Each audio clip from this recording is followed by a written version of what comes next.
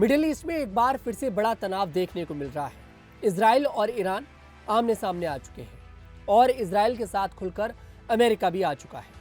दरअसल अमेरिका और इजराइल ने एक साथ मिलकर ईरान के ऊपर बहुत बड़ा अटैक कर दिया है। ईरान के 6 शहरों को टारगेट किया गया है, जिसमें उनकी जो राजधानी है तेहरान, उसको भी टारगेट किया गया। जो राष्ट्रपति का घर है उस पर मिसाइल से अटैक किया गया। वीडियो सामने आया और वीडियो में साफ देखा जा सकता है कि किस तरह से धुएं के गुब्बारे उड़ते देखे जा रहे हैं। बड़े बड़े मंत्रियों के घरों को टारगेट किया गया है, मंत्रालयों को टारगेट किया गया है। ईरान की जो मीडिया है उस पर साइबर अटैक किया गया है। कुछ भी नहीं दिखाई दे रहा। कुल मिलाकर इजराइल और अमेरिका का सबसे बड़ा हमला ईरान के ऊपर कर दिया गया है। अब कुल मिलाकर मिडिल ईस्ट में एक बार फिर से तनाव पैदा हो चुका है, क्योंकि ये ईरान है। अमेरिका को ये लग रहा था कि वेनेजुएला है, वेनेजुएला पर जैसे किया हमला, किया गए वहां के राष्ट्रपति को उठाकर लेकर आ गए। ऐसी जो ईरान की सुप्रीम लीडर है अयातुल्ला अली खामनेई, जाएंगे उनको उठाकर ले आएंगे। लेकिन ये बात ईरान बहुत अच्छे से जानता था कि भाई देखिए, इजराइल और अमेरिका हमारे ऊपर अटैक करने की फिराक में है। लेकिन अब सबसे बड़ा सवाल ये होता है कि भाई देखिए, इजराइल और अमेरिका ने अटैक तो कर दिया, अब इसका नतीजा क्या निकलेगा? ईरान क्या कदम उठाएगा? ईरान के साथ कौन कौन देश आने वाले हैं? और ये क्या ईरान और इजराइल और अमेरिका का जो वॉर चल रहा है, जो ये जंग की शुरुआत हो चुकी है, क्या ये वर्ल्ड वॉर 3 में बदल जाएगी? सबसे बड़े सवाल ये खड़े होते हैं। पहले आपको बताते हैं कि इजराइल ने ये जो हमला किया है ये किसकी शय पर किया है। वो आप लोग जानते हैं कि भाई सब कुछ अमेरिका करा रहा है, मतलब कि डोनाल्ड ट्रंप करा रहा है। और ये क्यों हो रहा है?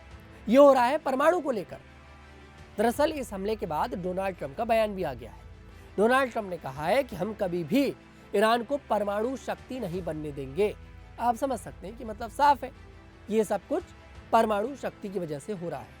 दरअसल पहले ये खबरें आई हैं जिस तरह से ईरान में पिछले कुछ दिनों से भूकंप देखने को मिले। वो भूकंप ये बताते हैं कि कहीं ना कहीं ईरान ने अपना जो परमाणु परीक्षण है उसको सफलतापूर्वक पूरा कर लिया है। मतलब ईरान एक परमाणु शक्तिशाली देश बन चुका है। हालांकि इसकी आधिकारिक घोषणा कभी नहीं हुई है, लेकिन कहा जाता है कि ईरान के पास भी अब परमाणु हथियार है। लेकिन परमाणु को लेकर ही तो ईरान और अमेरिका पिछले कई बार बात कर चुके हैं। पिछले कुछ दिनों से कई बार मीटिंग हो चुकी है, लेकिन उन मीटिंग्स का कोई नतीजा निकलकर सामने नहीं आया, क्योंकि अमेरिका को यह लगता था कि ईरान डर जाएगा। लेकिन ईरान डरा नहीं। डोनाल्ड ट्रंप ने बड़े बड़े जहाज भेज दिए कि ईरान दब जाए, ईरान डर जाए, लेकिन ईरान नहीं डरा।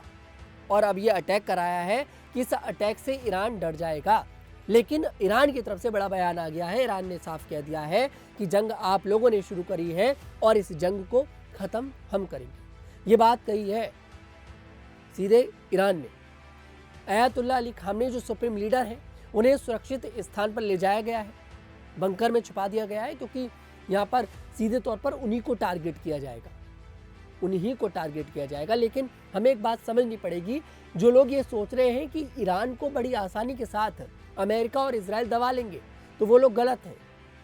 हाँ, ये बात सच है कि ईरान अमेरिका और इजराइल दोनों के सामने कमजोर है, लेकिन ईरान वो पत्थर है जो ट्रेन को पटरी से नीचे उतार सकता है, और अमेरिका और इजराइल वो ट्रेन है। अगर ये लोग इस पत्थर पर चढ़े तो ये लोग भी ट्रैक से उतर जाएंगे, बर्बाद हो जाएंगे। और ईरान के पास ऐसी ऐसी मिसाइलें हैं कि इन्हें बर्बाद कर सकती है। और ईरान अकेला नहीं है। ईरान पर अटैक हुआ तो खुलकर इराक आ गया। ईरान ने अपना एयर स्पेस बंद किया तो इराक ने भी अपना एयर स्पेस बंद कर दिया। ईरान ने इमरजेंसी घोषित करी तो इराक ने भी इमरजेंसी घोषित कर दी। कुल मिलाकर ईरान के समर्थन में यहाँ पर इराक भी आ चुका है। मतलब ये जो जंग है सिर्फ ईरान के साथ नहीं हो रही है, ये जंग इराक के साथ भी हो रही है। वहीं रशिया पहले भी कह चुका है, भाई देखिए हम लोग खुलकर ईरान के साथ आएंगे। हालांकि देखिए अभी तक रशिया की तरफ से कोई बयान नहीं आया, लेकिन आप ये समझ लीजिए कि रशिया खुलकर बोलेगा। अगर ये युद्ध 4-5 दिन लगातार खिंच गया तो बोलेगा। हालांकि अमेरिका कह रहा है, डोनाल्ड ट्रंप कह रहे हैं, हम इस युद्ध को 4 दिन से ज़्यादा नहीं खींचने देंगे, 4 दिन में ईरान को तबाह कर देंगे। लेकिन मैं आपको बता दूं, ईरान को 4 दिन क्या 4 महीने भी कम है। तबाह करने के लिए, क्योंकि ईरान के साथ ये शक्तिशाली देश है। चीन भी ईरान के साथ है। आप यहाँ पर ये देखिए इंटरेस्टिंग बात, चीन ईरान के साथ है, रशिया ईरान के साथ है, इराक ईरान के साथ है, और भी कई सारी मुस्लिम कंट्रीज हैं जो ईरान के साथ हैं। भारत का भी कोई स्टैंड नहीं है कि भारत किसके साथ है। हालांकि प्रधानमंत्री मोदी अभी हाल ही में इजराइल से आए, कल ही वापस लौटे और आज अटैक हो गया। बड़े सवाल तो खड़े हो रहे हैं कि क्या प्रधानमंत्री मोदी को इसलिए बुलाया गया था कि उनके वापस लौटने के बाद हम अटैक कर दें? क्योंकि अटैक एकदम से तो हुआ नहीं है, ये सब प्री प्लान्ड था, ये सब कुछ प्री प्लान्ड था। इजराइल और अमेरिका का, इन दोनों ने मिलकर ईरान पर अटैक किया है। 30 ठिकानों पर अटैक किया गया है, 30 ठिकानों पर। आप ये समझिए कि एयर स्पेस बंद करना पड़ गया ईरान को, अपना इराक को बंद करना पड़ गया। इजराइल ने भी इमरजेंसी घोषित कर दी है, सभी स्कूलों को बंद कर दिया गया है इजराइल ने।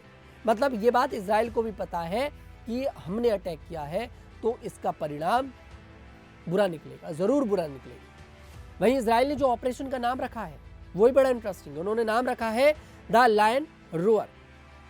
कुल मिलाकर ये लोग चाहते हैं, अमेरिका और इजराइल, ईरान के अंदर सत्ता परिवर्तन हो जाए। और अमेरिका तो उकसा भी रहा है, डोनाल्ड ट्रंप का बयान भी आ गया। डोनाल्ड ट्रंप कह रहे हैं कि ईरान के लोगों को सड़कों पर उतरकर कंट्रोल करना चाहिए। ये बात अमेरिका के राष्ट्रपति कह रहे हैं। पता नहीं डोनाल्ड ट्रंप को हो क्या गया, सब देशों में सत्ता परिवर्तन कराना चाहते हैं। उनको लगता है कि बस हमारे हिसाब से चले, जो हमारे हिसाब से चलेगा वो ठीक है, जो हमारे हिसाब से नहीं चलेगा हम सत्ता परिवर्तन करा देंगे। डोनाल्ड ट्रंप ये भी कह रहे हैं कि हम ईरान की नेवी को पूरी तरह खत्म कर देंगे, पूरी तरह। लेकिन आपको बता दें, कुछ सूत्र ये बताते हैं कि ईरान कमजोर नहीं है। ईरान के पास कहते हैं कि वो टेक्नोलॉजी है कि वो समुद्र में भी आराम से अमेरिका के साथ युद्ध कर सकता है, आराम से।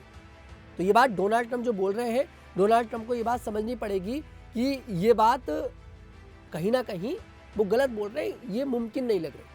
दरअसल अमेरिका ईरान की मिसाइलों को नष्ट कर देगा और उसकी मिसाइल इंडस्ट्री को खत्म कर देगा, ये बात कही है डोनाल्ड ट्रंप ने।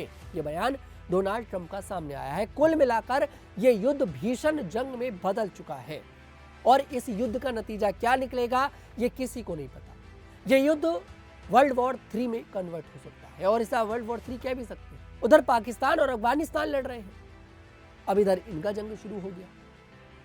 मतलब एक जंग थमती नहीं है तो दूसरी शुरू हो जाती है। और अगर किसी देश की जो जंग है वो अमेरिका के साथ हो रही तो आप समझ सकते हैं कि अमेरिका भी शक्तिशाली देश है, इजराइल भी शक्तिशाली देश है, ईरान भी किसी से पीछे नहीं। लेकिन ईरान के साथ जो देश आ रहे हैं खुलकर, इराक आ रहा है, रूस आ रहा है, चीन आ रहा है, तो वो भी ये दर्शाते हैं कि कहीं ना कहीं कुछ बड़ा मिडिल ईस्ट में हो सकता है। और मिडिल ईस्ट में नहीं, पूरी दुनिया में हो सकता है।